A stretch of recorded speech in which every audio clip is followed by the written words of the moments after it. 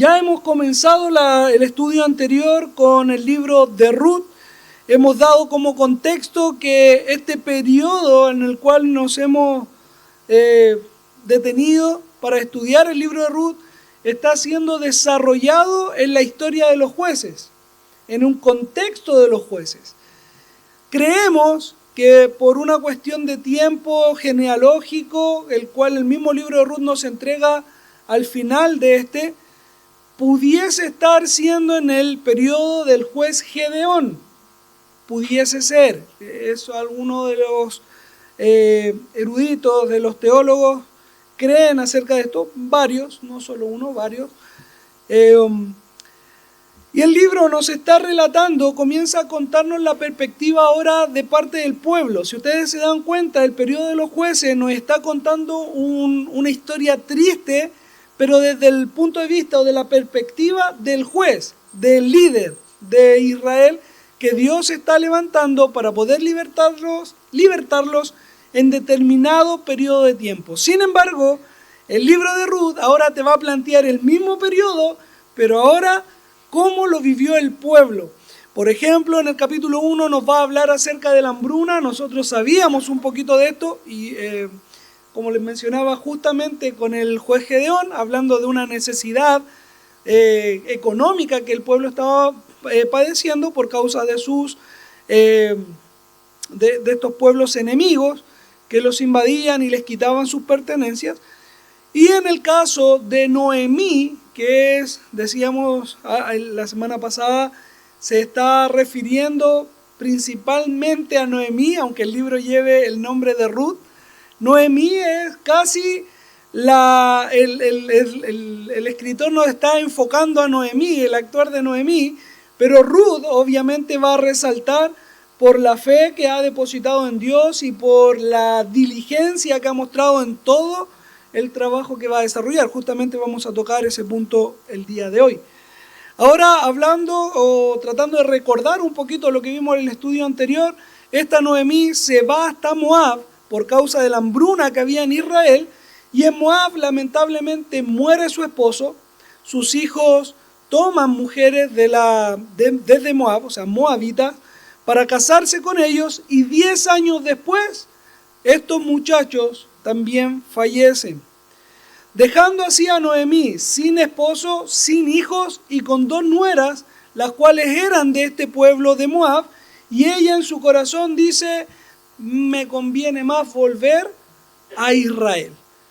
Volviendo entonces a Israel, sus nueras la acompañan un cierto camino, pero Noemí les dice: no, deténganse, quédense acá, en Israel no tienen lugar, nadie va a querer casarse con moabitas, porque son extranjeras, ¿cierto? Y conocemos también en los textos de Deuteronomio, por ejemplo, cuando Dios también le prohibió a Israel tener contacto con este pueblo. Bien, Orfa, una de las nueras, dice: Noemí tiene razón. Por palabras mismas de Noemí, ella ya era demasiado vieja para concebir, por lo tanto tampoco aplicaban para la ley del levirato, que era casarse con un pariente, el hermano en este caso del difunto, para perpetuar la descendencia de este. Ya no cumplían ese requisito, nadie iba a querer casarse con ella, por lo tanto iban a ser unas solteronas, así lo estaban viendo ellas. A lo que Orfa dice: bueno, Noemí tiene razón, mejor me devuelvo hasta mi casa y allí busco otro marido. Sin embargo, por el otro lado, otra decisión distinta es la de Ruth, la que dice: donde tú vayas, yo voy. ¿Se acuerdan? Tu pueblo será mi pueblo, tu Dios, mi Dios. No dice será mi Dios, sino que, acuérdense la palabra importante, tu Dios, mi Dios. Una decisión ya tomada. Es la determinación tan fuerte que que Ruth ha tomado para decir: yo no me muevo, si tú vas para allá, yo voy para allá, y solamente la muerte podrá separarnos. Donde tú mueras, yo voy a morir, y allí mismo me van a enterrar. A ese nivel llegó la determinación de Ruth, parecido a lo que hablaban recién con respecto al muchacho que quería dar dinero por este pan y cafecito que se dio allá en el consultorio, en la urgencia. Bueno, así mismo, esa misma determinación. Y a esto ya, Noemí ya no pudo decir más, volvieron hasta Belén y allí termina la historia, con una perspectiva un poquito melancólica, muy triste, de parte de Noemí, pidiéndole a sus vecinos que la conocieron, la vieron cuando partió de Belén, indicándoles que por favor no la llamen más Noemí, que es plena, sino que la llamen Mara, que es amarga. Es la amargura del corazón que Noemí estaba experimentando hasta este punto de su vida. Esa es un poquito lo que es la ayuda a memoria, el recordar un poco lo que vimos en el estudio anterior. Hoy día quiero partir con el Salmo 36:7, que es parte importante de lo que va a abarcar el texto que nos corresponde. Dice el Salmo 36:7, cuán preciosa, oh Dios, es tu misericordia. Por eso los hijos de los hombres se amparan bajo la sombra de tus alas. Agradecemos al Señor por esto y resumimos brevemente que hoy vamos a ver cómo Ruth, en una disposición para poder sustentar tanto su propio cuerpo como también a su suegra, va en pos de un trabajo, va a buscar trabajo, lo consigue y allí el Señor va a mostrar su gracia para con Noemí. Dicho esto, vamos a leer el primer versículo del capítulo 2 del libro de Ruth, donde leemos, tenía Noemí un pariente de su marido, hombre rico de la familia de Elimelec, el cual se llamaba Booz. Este versículo, si ustedes pueden seguir leyendo los demás, pero este versículo está dándonos el encabezado de lo que va a tratar posteriormente. El escritor lo que está haciendo es parte del estilo literario que tienen los judíos. De hecho, ustedes también lo pudieron ver en el libro de los jueces, como que anticipa algo, lo dice como en términos resumidos, breve, pero luego lo amplía y lo detalla, similar al estilo que tenía Moisés en el libro, por ejemplo, de Génesis. Cuando nosotros vemos la creación, día 1, día 2, día 3, hasta el séptimo día, donde el Señor descansó, pero en el capítulo 2 ustedes pueden ver cómo el sexto día se amplía y detalla cómo el Señor fue creando tanto a las especies, la tierra y al ser humano. Pero se amplía, el capítulo 1 te lo describe como un encabezado y el capítulo 2 luego se desplaya un poco más. Lo mismo ocurre acá, el versículo 1 nos va a dar el encabezado de alguien importante que va a aparecer en escena. Es Booz, pariente de Elimelec, para que después podamos entender un poquito mejor lo que va a explicar el resto de los versículos. Pero algo que destacar en cuanto a Elimelec, ¿qué cosa? Él dice que era pariente, de Booz, que era pariente de Elimelec, además lo describe como un hombre rico. ¿Se está refiriendo a algo rico económicamente? ¿Sí? Pudiese ser. Solamente que en el original no solo se está refiriendo a una posición socioeconómica.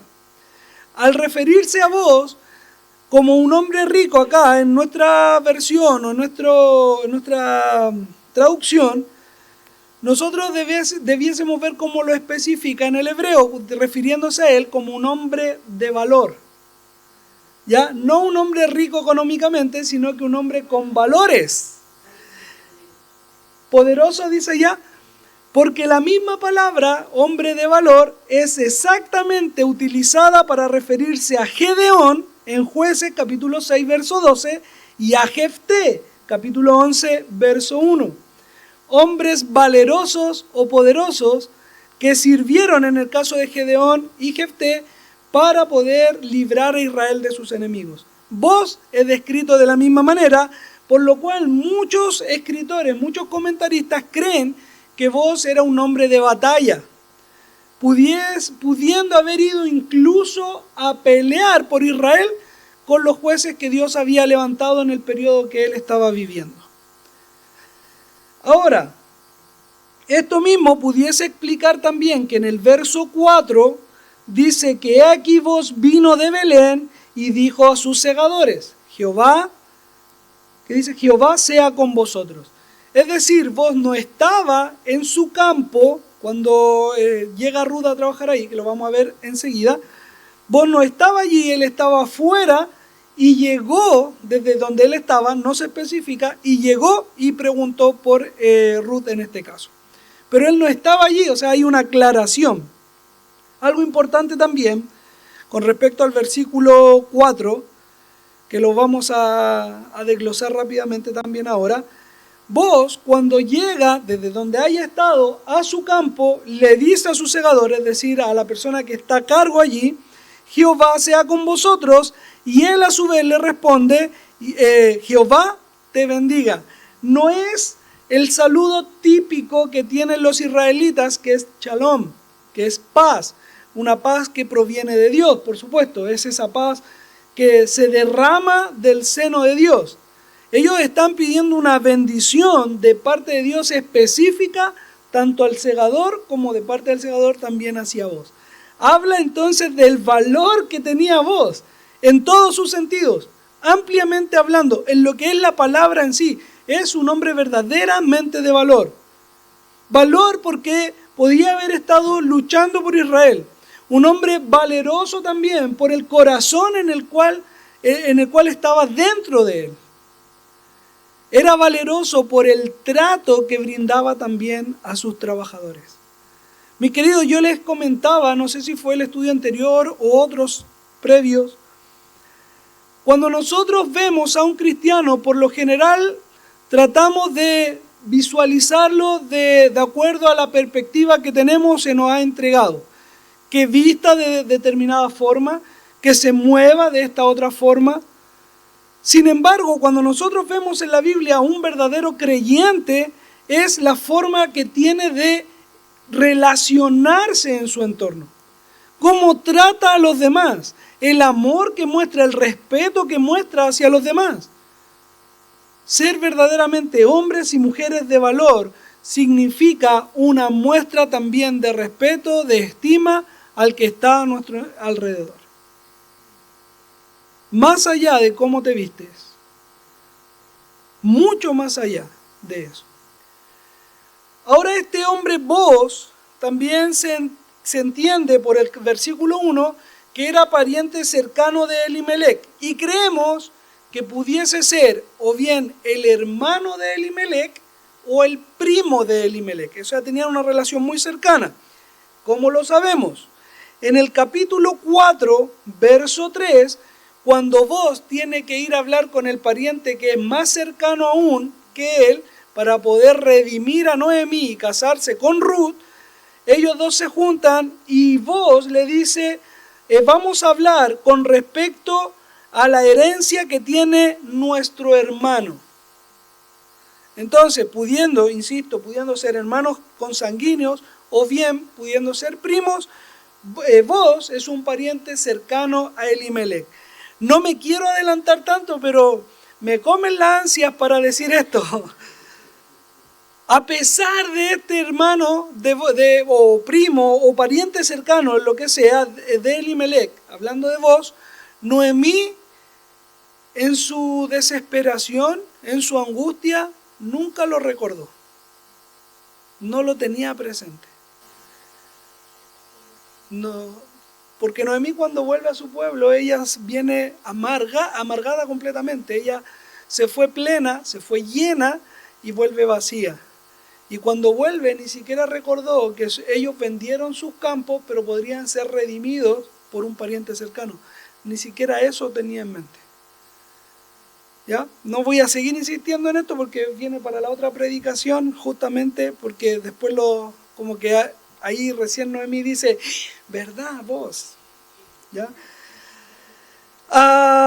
Bien, sigamos leyendo, versos 3 y 4, porque a pesar de que son menos versos que las semanas anteriores, igual tenemos mucho que abarcar en este trozo de la palabra. Dice así el verso 2 y el 3.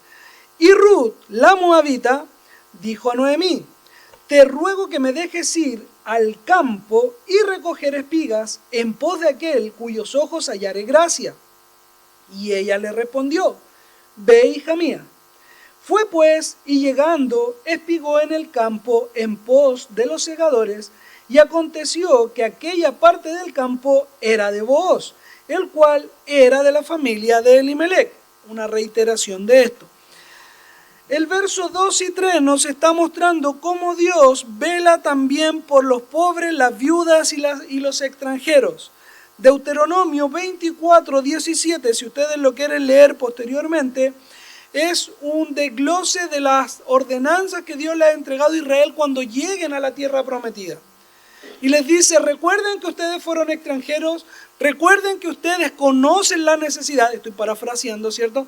Recuerden que ustedes conocieron la necesidad, por lo tanto, cuando ustedes lleguen a la tierra, cuando ustedes siembren, no pueden cegar o cosechar hasta el final de su tierra, tienen que dejar un margen.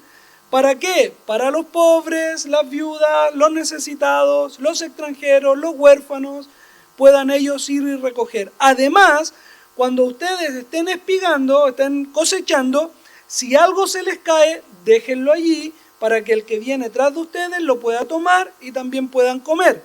Y además, no pueden cosechar todo hasta el final, sino que tienen que dejar también para estas personas. No sé cómo decirlo, pero lo llamativo de esto es que Ruth era pobre, viuda y extranjera. Exactamente los mismos requisitos, cumplía con todos los requisitos en una sola persona para poder ir y espigar en pos de él. Ahora bien, la ley ordenaba esto. Dios les dijo a los israelitas que tenían, no era una posibilidad, era una ordenanza de parte de Dios, que tenían que tener este cuidado de los más necesitados. Pero ¿se acuerdan una frase recurrente en el libro de los jueces, que es donde se desarrolla la historia de Ruth, en cuanto a no había rey en Israel y cada uno hacía lo que bien le parecía? Entonces, ¿quién iba a normar estas leyes? En el caso de los terrenos era el propietario, pero ¿quién normaba en el propietario que él lo cumpliera? Esto era simplemente una decisión del dueño del fundo. Él determinaba y les decía a sus siervos, si vienen los pobres, déjenlos. Porque otro perfectamente podría decir, no, que nadie más entre acá. Y nadie lo iba a regular. Es decir, otra vez volvemos al principio, en el verso 1, cuando se habla de Booz, un hombre de valor, con principios incluso en las escrituras, en la ordenanza que Dios había dejado para ellos. Ahora, en cuanto a los pobres, hermanos, tengo que hacer también una observación. Nosotros cuando estudiamos la carta de Santiago nos pudimos dar cuenta, y ahora también lo podemos reiterar, y si vamos también a Deuteronomio lo vamos a confirmar, Dios tiene un cuidado acerca de los necesitados. Santiago le dice a la iglesia, ustedes no pueden hacer entrar con pompas a los que tienen más, una situación económica mejor que los otros. Y a ellos decirles, ven y siéntate acá adelante para que puedas escuchar mejor. Y a los que son pobres, ya ustedes siéntense por allá. Al mismo tiempo, Santiago también dice, cuando un trabajador que necesita su remuneración se la retienes, ustedes están confrontando no solo al necesitado, sino que a Dios, porque Dios escucha sus oraciones. Por lo tanto, Dios tiene un cuidado de la necesidad, tanto económica como del corazón de cada uno de su creación en total. En este caso no está hablando solo de sus hijos. Para con sus hijos esto se amplía. Para con sus hijos esto se manifiesta con mayor gracia, amor y detalle. Pero Dios esto lo tiene como una determinación. Las viudas, los huérfanos, los extranjeros no necesariamente eran hijos de Dios, pero sí eran parte de su creación en la cual Él tiene cuidado. Por eso el sol sale tanto para justos como también para los injustos, porque Dios también vela por ellos, mostrando una gracia también hacia ellos. Importante, la palabra, la expresión o las expresiones que se dicen en el verso 3 y en el 4 son similares. La primera es cuando Ruth llega hasta donde su suegra, perdón, el verso 1 y el verso 3. El 4 ya lo habíamos mencionado, perdón, anteriormente, cuando vos llega y saluda a sus trabajadores. En estos dos versos, cuando Ruth le pide a su suegra poder ir a trabajar, su suegra le dice, ve, perfecto, no hay problema, hay una necesidad, hay que cubrirla y se cubre por medio del trabajo. Ruth podría haber dicho a lo mejor, podré ir a robar o prostituirme y conseguir recursos un poco más rápido. Sin embargo, ella dijo, voy a ir a trabajar. Un paréntesis antes de llegar al punto que quería llegar. Cuando hay alguna necesidad, mis queridos, en nuestro hogar, debemos también ir en pos del trabajo. Es parte de lo que la Escritura nos enseña. Pablo, llamando la atención a la iglesia, dice que el que no quiera trabajar, que tampoco coma.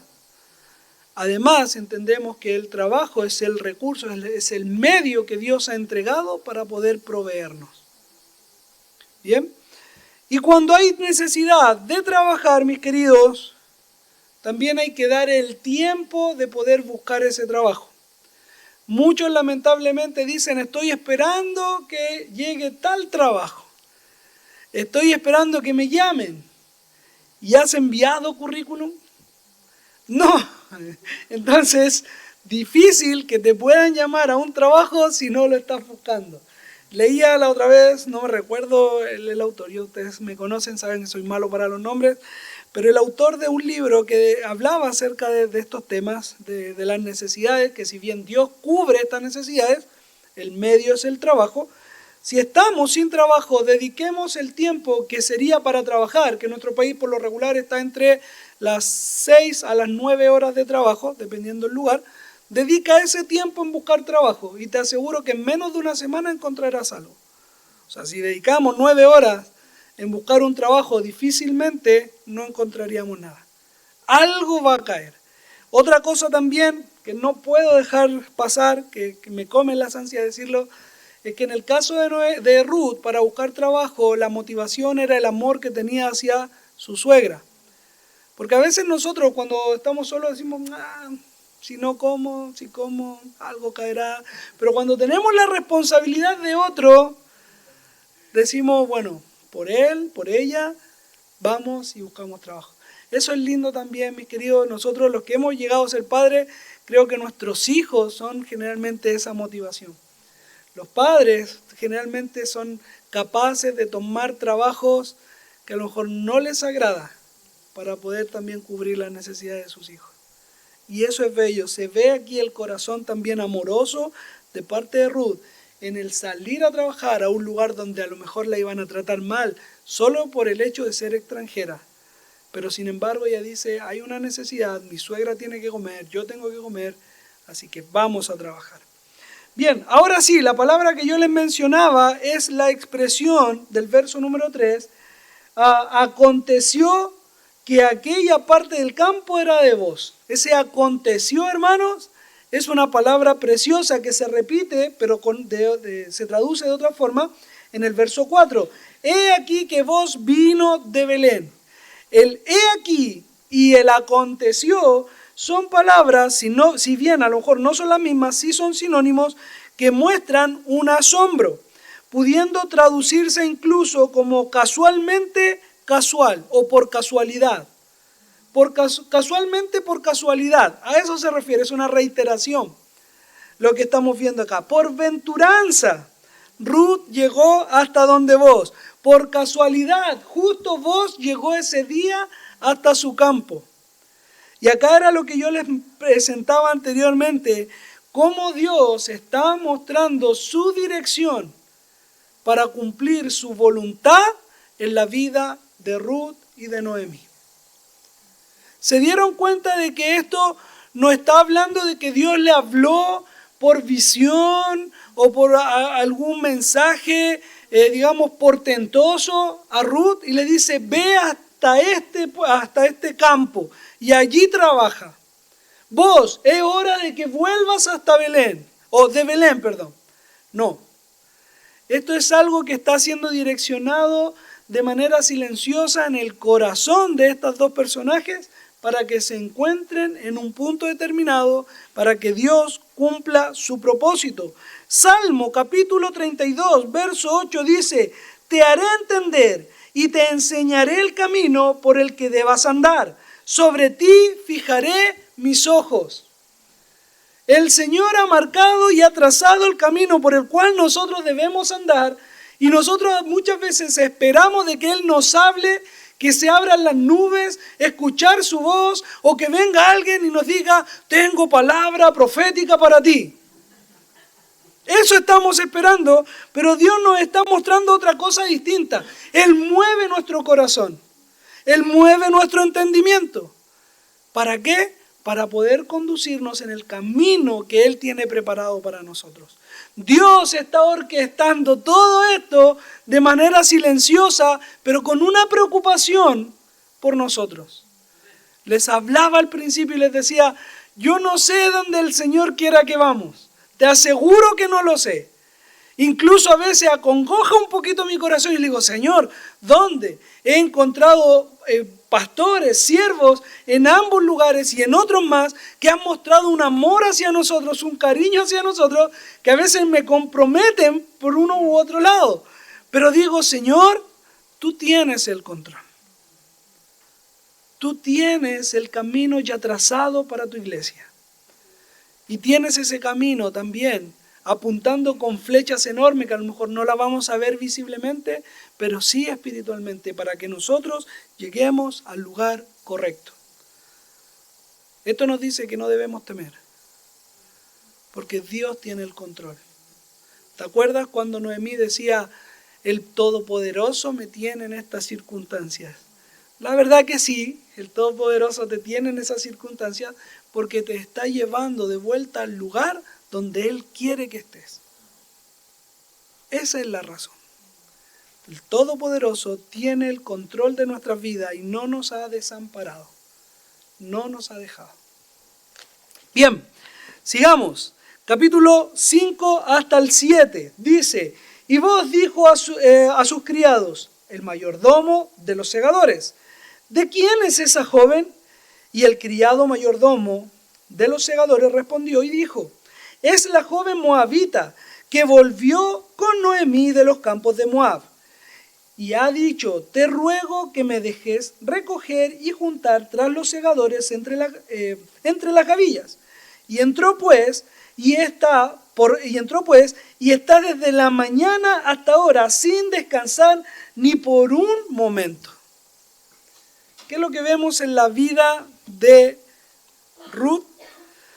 En primer lugar, nosotros vemos la pregunta que vos hace al llegar. Ya describimos en el verso 4 al principio este trato que tenía con sus segadores, pero luego él dice: ¿quién es esta joven o de quién es esta joven?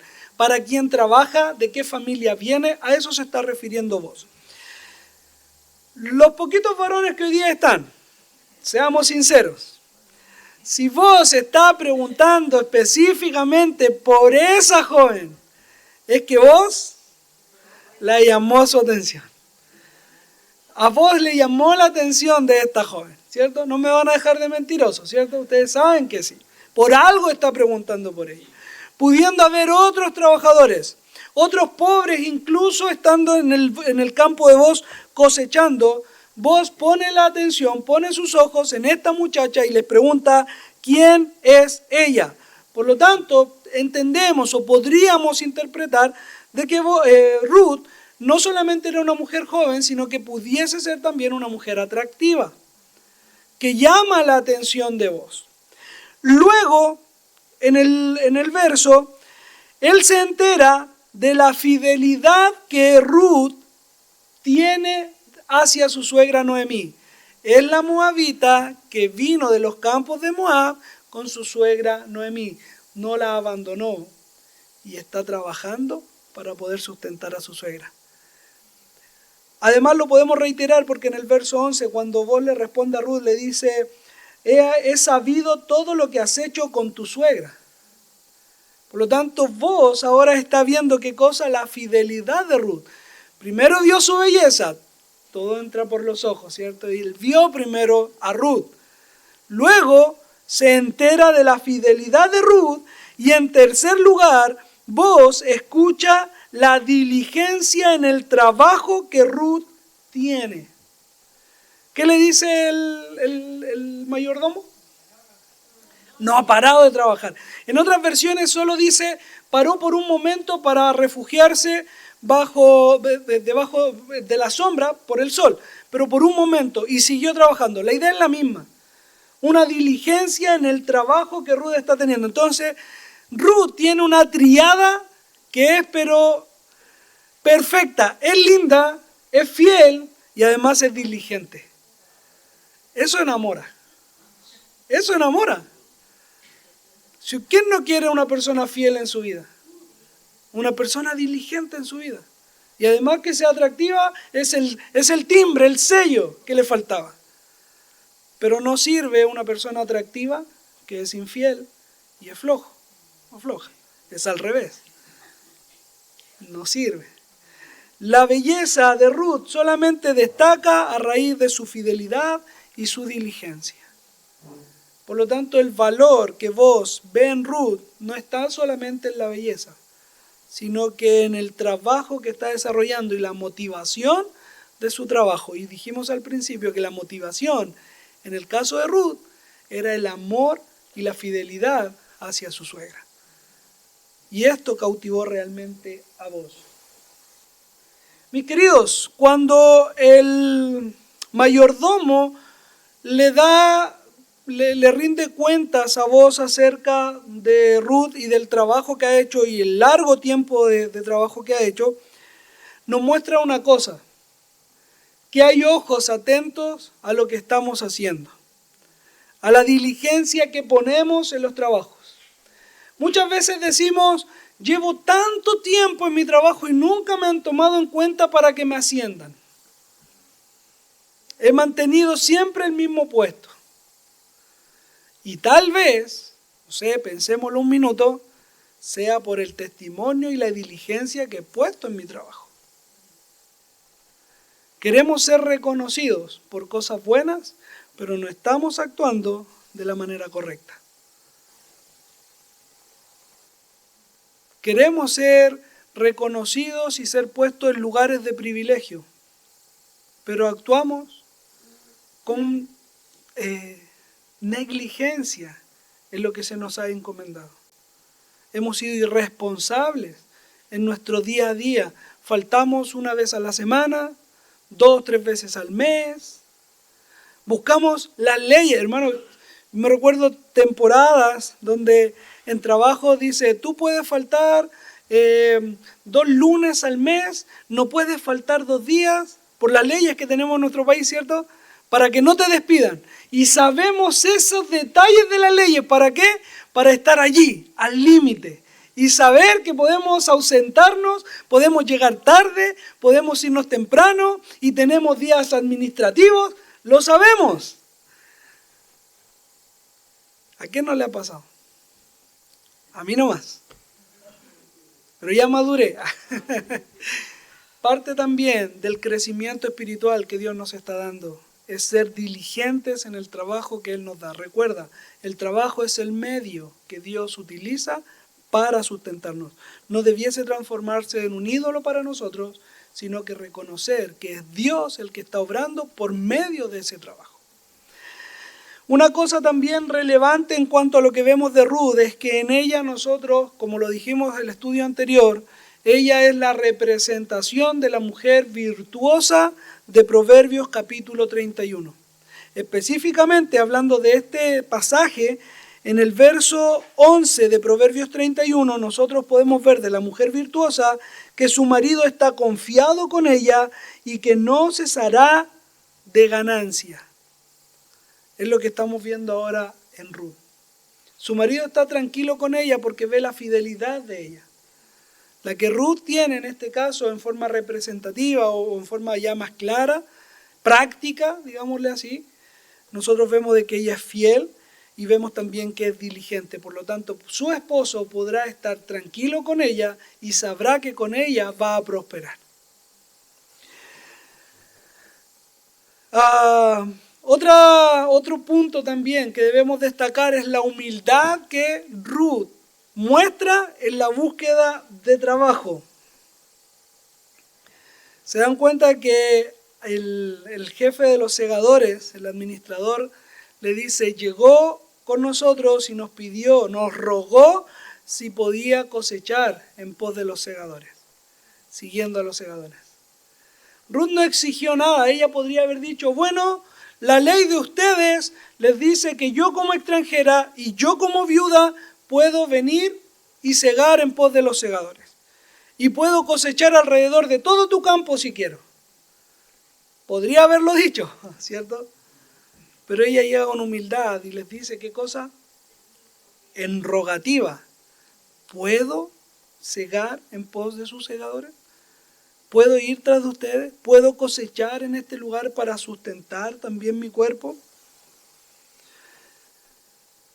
Mis queridos, nosotros muchas veces decimos, la Biblia dice tal cosa, por lo tanto se tiene que cumplir. Y no solamente lo decimos a los pastores, a los ancianos, a los otros hermanos, sino que muchas veces también se lo imponemos a Dios. Y decimos, esto es tu promesa, Señor. Por lo tanto, lo arrebato, lo tomo, lo exijo. Mis queridos, ¿dónde está la humildad del creyente? En glorificar a Dios por lo que nos da. Y si no nos da, en clamar con misericordia, apelar a su misericordia, con humildad, a su gracia. ¿Por qué estamos exigiendo muchas veces cosas? Les puedo poner un ejemplo, a lo mejor práctico que me ha tocado a mí. Tú eres el pastor. Tú tienes que hacer tal o cual cosa. ¿Cierto? Están callados, ningún amén. Bien, los perdono. Capítulo 2, versos 8 y 9, dice así. Entonces vos dijo a Ruth, oye hija mía, no vayas a espigar a otro campo, ni pases de aquí. Y aquí estarás junto a mis criadas. Mira bien el campo que sieguen y síguelas. Porque yo he mandado a los criados que no te molesten, y cuando tengas sed, ve a las vasijas y bebe del agua que sacan los criados. Oye, hija mía, es una expresión también de cariño, pero al mismo tiempo está mostrándonos la edad de voz. Si bien decíamos, por un lado, que Ruth, una joven, que ya lo ha descrito la Biblia como una mujer joven, linda a lo mejor, vos por otro lado ya era un hombre maduro. Algunos creen por sobre los 40, 50 años. Y esto se puede incluso reiterar. Perdón si ofendí a alguno, no era mi intención. Era un mozalbete, dicen. Vos ya eras un hombre maduro. ¿Está bien? ¿Sí? Ok. Perdónenme, sobre todo las damas presentes mayores de 40. Pero se cree ya que era maduro en comparación a Ruth. No me entendieron, eso era lo que yo quería decir. Pero era un hombre mayor que Ruth, y se ve también incluso en el capítulo 3 cuando Ruth habla con él, que él le dice, bien has hecho, hija mía, de no ir en pos de los jóvenes, sean ricos o pobres, da lo mismo. Bien hiciste en venir conmigo, o sea, gracias por considerarme a mí, que a lo mejor no soy un hombre de tu edad. ¿Ya? Ahora, aparte de hija mía, también nosotros debemos considerar de que Noemí la llamaba de esta misma forma con cariño, y también por esta autoridad en edad que tenía por sobre Ruth, y podríamos incluso ponerlo en paralelo a Noemí, me refiero a vos, Noemí, Elimelech también, que eran familiares, podrían haber sido contemporáneos en edad. Por lo tanto, esa es la razón que trata de esta manera a Ruth. Pero no solamente la trata con el cariño de una hija, sino que también le dice, no te vayas de esta tierra, no te vayas de este campo, trabaja aquí, trabaja en este lugar. Pensemos en que en aquel tiempo no habían postes con alambre de púa como los hay hoy día, donde dice, de aquí para allá es mío, de aquí para allá es tuyo. Son los campos de Israel y había algún tipo de delimitación, pero que a lo mejor no se percibía, menos aún por un extranjero que no conocía las costumbres. Por lo tanto, vos le dices, sigue a los segadores, ellos saben cuál es mi campo, y no te apartes a otro campo. ¿Por qué? Porque podrías salir trasquilada, podrías salir herida. A lo mejor a alguien le molesta que vayas y te metas a su tierra. Trabaja aquí, con tranquilidad, trabaja en esta tierra. Además de eso, le dice que trabaje junto o quédate junto a las siervas que también estaban allí. Ruth posteriormente lo vamos a leer y dice, yo no soy ni como tus siervas, ¿cómo me consideras así? Pero ahí vos le dice, quédate con ellas, he dado la orden para que nadie te moleste. Y además, si tienes sed, anda y bebe en un lugar, en una carpita, algo que han puesto allí, para refugiarte del calor y poder beber un poco de agua. ¿Se dieron cuenta lo que vos ha entregado a Ruth? Le ha entregado protección, seguridad, sustento. Pero ahora esto lo estamos viendo desde el punto de vista amoroso, ¿cierto? Como un hombre protector que guarda a Ruth y cubre las necesidades que ella puede tener, que eso ya es valorable. Pero si nosotros ahora lo vemos desde el punto de vista espiritual, vos estás nuevamente manifestando un tipo de Cristo en sí mismo. Vos estás entregándole a Ruth lo que ella necesitaba, como por ejemplo, le está dando cabida, le está dando un espacio en su herencia. Y el Señor mismo nos ha hecho coherederos suyos para poder recibir esta herencia que viene del Padre. Nos ha hecho parte de esta bendición que Dios ha entregado a su iglesia y nos ha incorporado para ser parte de ella. No solamente nos ha hecho parte y nos ha dado cabida en esta heredad, sino que también nos ha dado confraternidad con los otros siervos. Dios mismo ha entregado una iglesia para que podamos fortalecernos unos a otros. Y es ahí donde podemos ver la necesidad que hay de congregarse también. No es bueno que el hombre esté solo, y esto no solo se aplica al vínculo matrimonial en Génesis capítulo 2. No es bueno que la humanidad trate de andar a la deriva, uno por un lado. Hoy día el rey de este mundo, que tiene el entendimiento entenebrecido, es el que ha aplicado el individualismo en la iglesia y en otros puntos de la creación, en los trabajos, en las familias. Lamentablemente hemos caído en este individualismo, donde a lo mejor un celular te mantiene aislado, apartado del resto de tu familia. Vuelvo y repito, no me pasa solo a mí, ¿cierto? Gracias, hermano.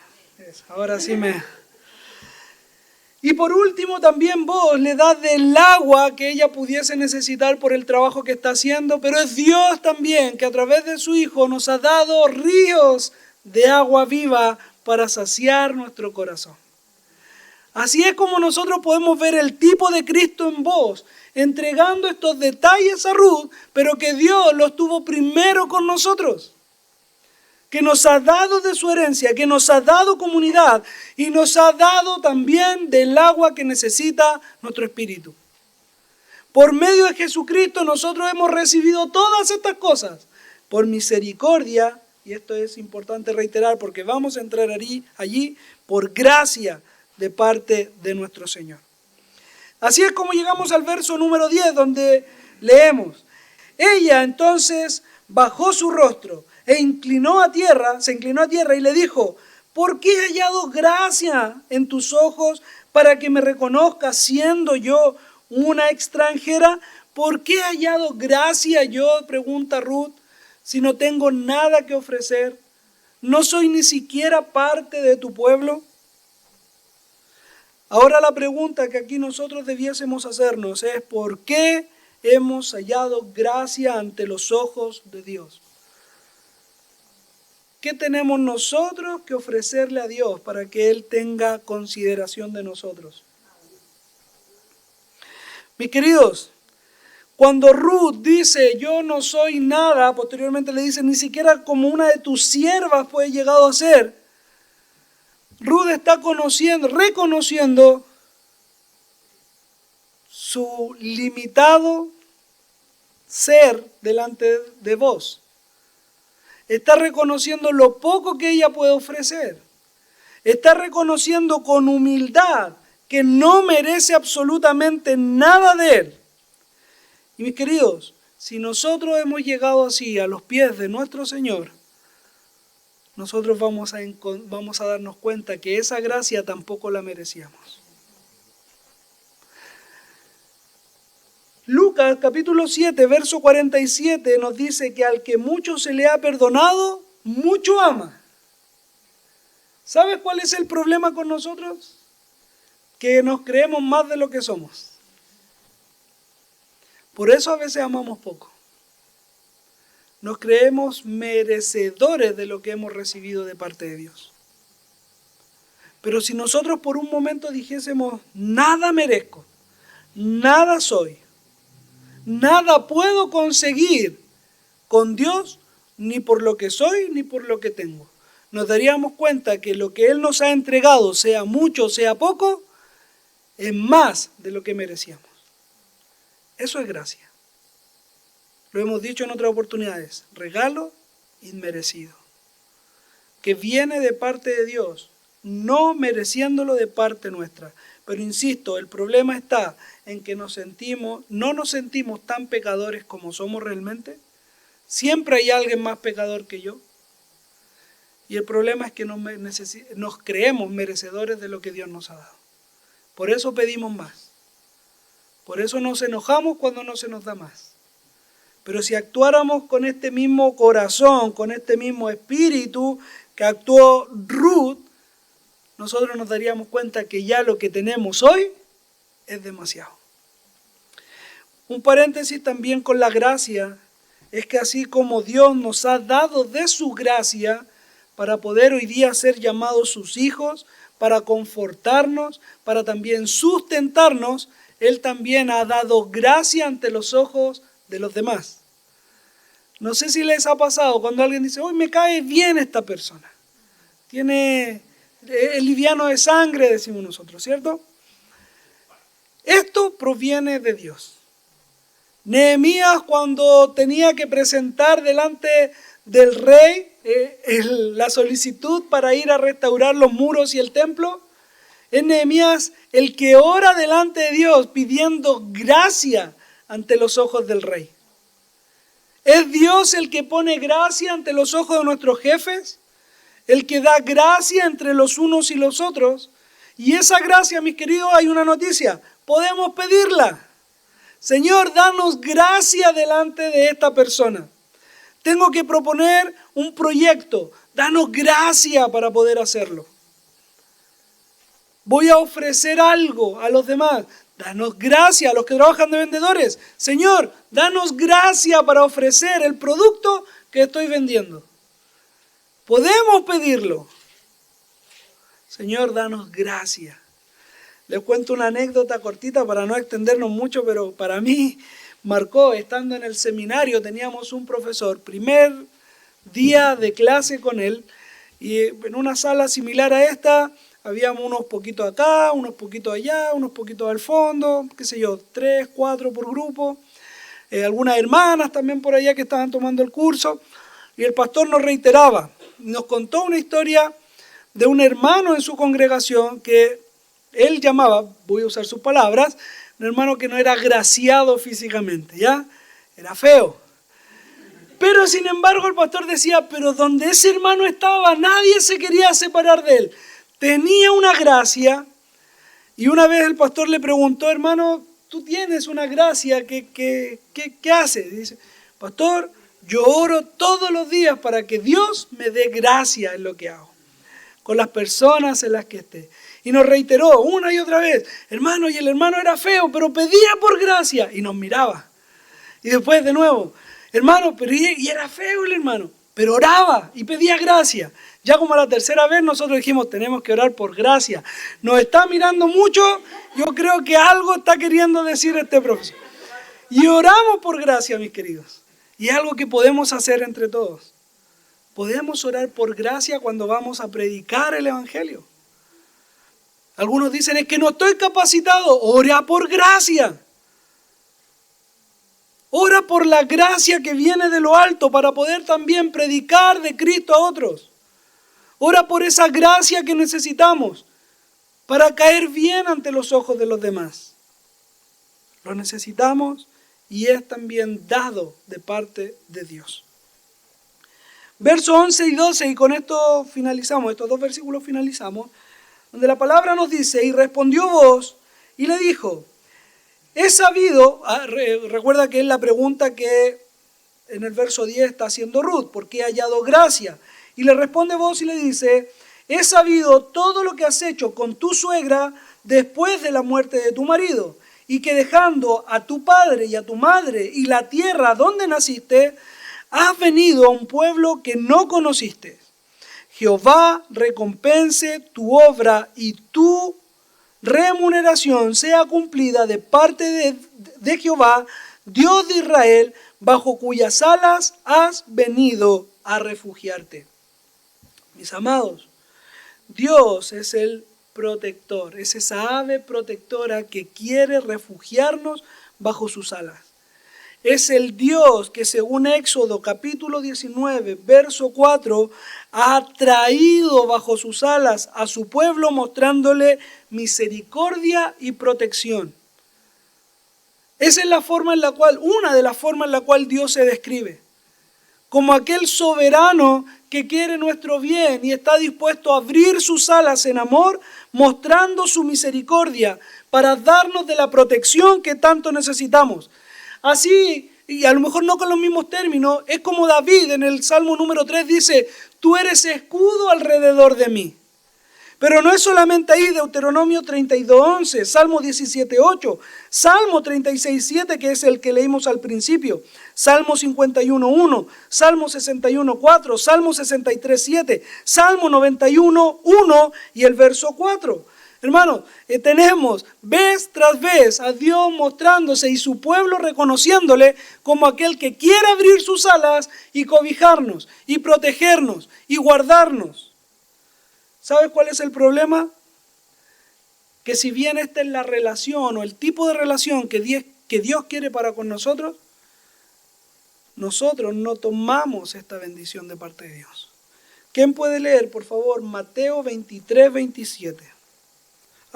37, perdón.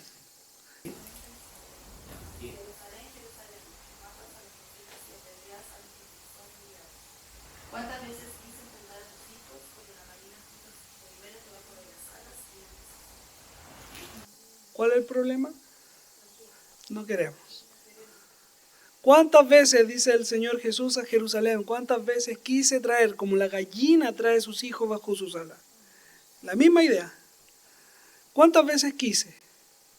Mas ustedes no han querido. El corazón del hombre siempre se aparta de Dios. Siempre.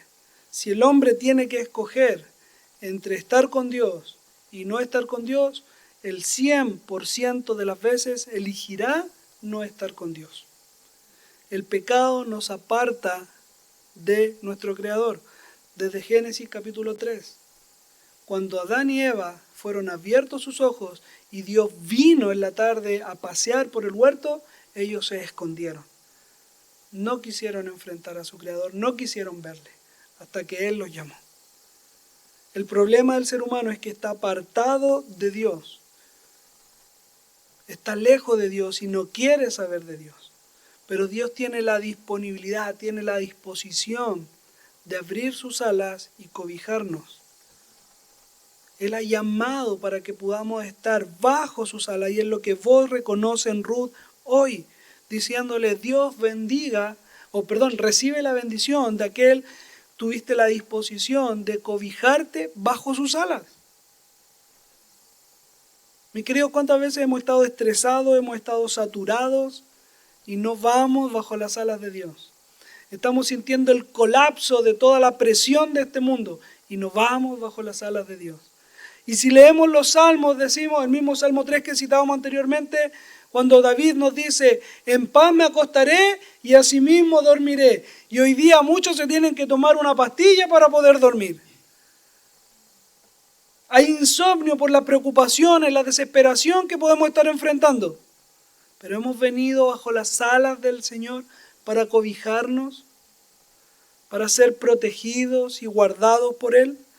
Ahora esto es para que el que ha tenido confianza en Dios, ha tenido fe en nuestro Señor, ha creído en sus promesas, y no es para aquellos, lamentablemente, que quieren obtenerlo por medio de sus buenas obras. Porque no es por obra, es por fe. Ahora el Señor también ha hecho un pacto con nosotros donde Él se ha comprometido a guardarnos y a protegernos a todos los que hemos venido para ser cubiertos por sus alas. A todos los que a Él hemos venido, el Señor ha dicho, no nos ha echado fuera. Esa es la misericordia de Dios y es la gracia que Dios también nos ha entregado. Parte de la multiforme gracia del Señor. Algo importante, ¿por qué Ruth ha encontrado esta gracia tanto de Dios como la de vos?